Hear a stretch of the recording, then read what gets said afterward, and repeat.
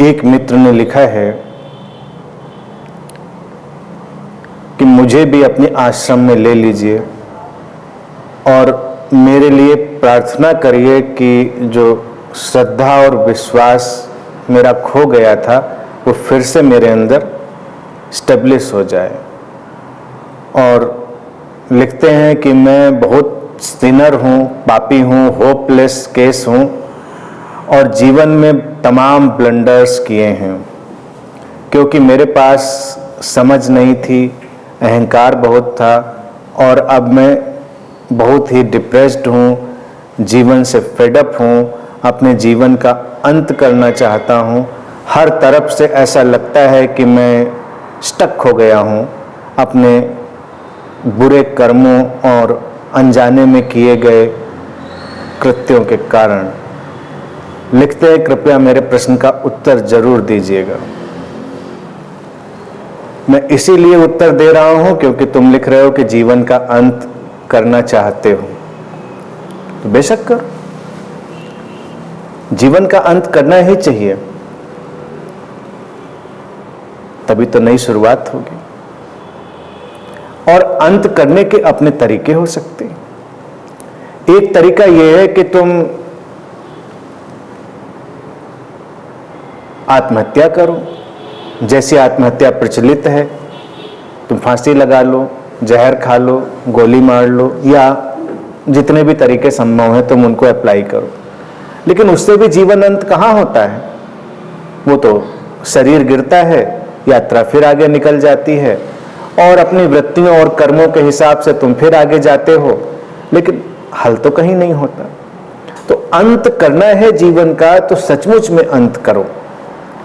सचमुच में अंत करने के लिए समझो, ध्यान में डूबो और जीवन को एक नई दिशा दो। जैसा वो है उसको पूरी तरह से बदलने की कोशिश करो।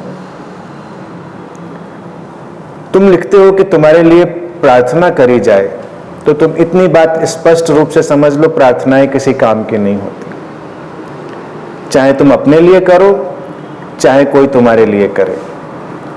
काम की वही चीजें हैं जिनको तुम करते हो, जिनके लिए तुम प्रयास करते हो।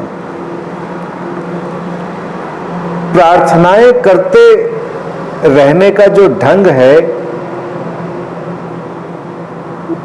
वो बड़ा ही व्यर्थ सा है और इसको तमाम धर्मों ने अप्लाई किया। वो कहते हैं पहले पाप करो, फिर कन्फेस करो और प्रार्थना करो, और फिर पाप करो, फिर कन्फेस करो, फिर प्रार्थना करो। तुम्हारा दुष्चक्र चलता रहेगा। अब तुमको पता भी नहीं इन प्रार्थनाओं को कौन सुनता है, इस पर कौन रिस्पॉन्स करता है, लेकिन तुम थोड़ा मेंटली रिलैक्स हो जाते हो। ऐसी प्रार्थनाओं का कोई मूल्य नहीं। मूल्य जीवन में उसी चीज का है जो तुम अपने रूपांतरण के लिए करते हो। जैसे तुम्हें भूख लगी हो तो तुम प्रार्थना करो कि तुम्हारा पेट भर जाए, तो प्रार्थना काम नहीं आएगी। हाँ, तुमको थोड़ी देर के लिए एक मेंटल सेटिस्फेक्शन हो सकता है उस सजेशन के चलते हुए कि तुमको उतनी परेशानी ना महसूस हो। वो एक सेल्फ हिप्नोसिस का प्रोसेस हो जाता है। लोग दूसरों के लिए प्रार्थनाएं करते हैं। घर परिवार में तो भारत या पूरे विश्व में यही चलता है, लोग अपने घर परिवार के लिए प्रार्थनाएं कर रहे हैं। उनका भी क्या यूज है? उनका भी कोई उपयोग नहीं है। तो ये प्रार्थना वाली बात तो तुम बिल्कुल भूल जाओ, उसका तो कोई मतलब नहीं। प्रार्थना है अगर कोई, तो प्रार्थना है ग्रेटिट्यूड की, अनुग्रह की। जीवन जो मिला है, अस्तित्व ने जो जीवन दिया है तुमको, अगर तुम उसके प्रति अनुग्रहित अनुभव करते हो, ग्रेटिट्यूड अनुभव करते हो, तो यही एकमात्र प्रार्थना है। अगर तुम अपने जीवन के प्रति ग्रेटिट्यूड अनुभव करना शुरू करो तो तुम्हें अपनी नादानियां भी दिखने लगेंगी, तुम्हें अपना भटकाव और बिखराव भी दिखने लगेगा, और तुमको ये दिखाई देगा इतना बेशकीमती जीवन, इतना अमूल्य जीवन जो तुमको अस्तित्व ने तुम दिया हुआ है, उसका तुम्हें क्या करना है? उसका तुम्हें सदुपयोग करना है। उस सदुपयोग को जब तुम करने की चेष्टा करोगे, प्रयास करोगे, तो तुम सारी चीजें भूलोगे। तुम लिखते हो कि तुम एक सिनर हो, पापी हो। इस दुनिया में ना कोई सिनर है ना कोई सेंट है। इस सेंट और सिनर हमारी डेफिनेशंस हैं, हमारी परिभाषाएं हैं।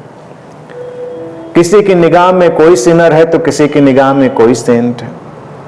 जैसे सौंदर्य की अपनी परिभाषाएं हैं, ब्यूटी के अपने नॉर्म्स हैं, जिसको हर वक्त का समाज अपने ढंग से तय करता रहा है। आजकल का समाज, आधुनिक समाज अपने ढंग से तय करता है।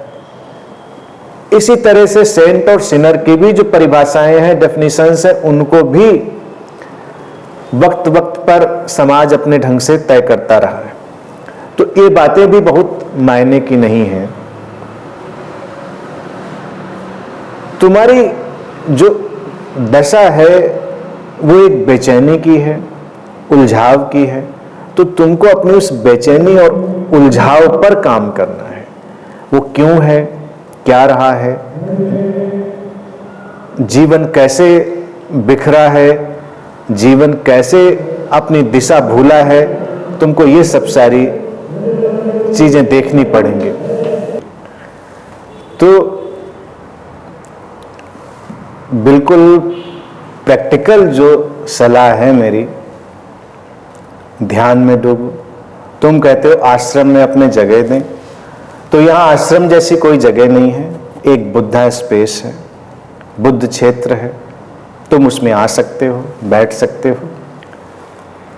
तो आओ, बैठो, अनुभव लो, अपने को रूपांतरित करने का प्रयास करो और अपने जीवन का, जैसा कि तुमने लिखा था, अंत करना चाहते हो, उसको अंत करने की कोशिश करो। अंत करने के कुछ उपाय मैं भी बताऊंगा तुमको। तो इस बात में मैं तुम्हारी पूरी मदद करूंगा कि तुम अपने जीवन का अंत कैसे कर पाओ, जिससे नया जीवन शुरू हो सके।